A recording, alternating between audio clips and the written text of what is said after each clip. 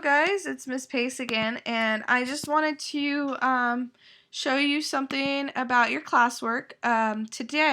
Yesterday and today, you were asked to do Phases of the Moon digital flipbook, and so far I've only had 2 people turn that in, so I wanted to kind of just give you an understanding of what your assignment was for this.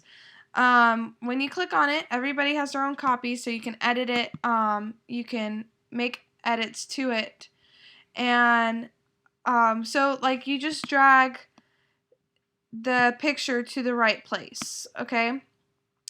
And then for that one, and this one, what you're thinking about is that you are standing on the moon, and you are looking at, you are standing on Earth, not on the moon, but you're standing on Earth, and you're looking at the moon.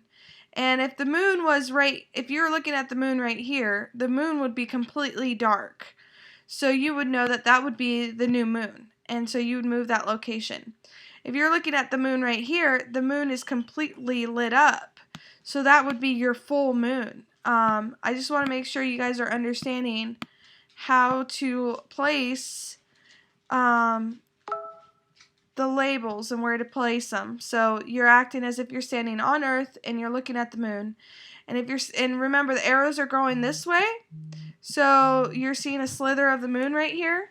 And so just give it a try, and then you're gonna fill in the definitions here.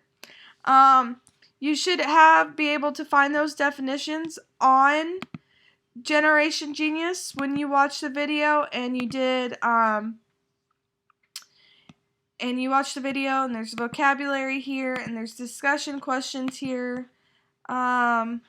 The vocabulary is defined, so if you're looking for it, and then the reading material should be there for you, and to give you an understanding of what those definitions are.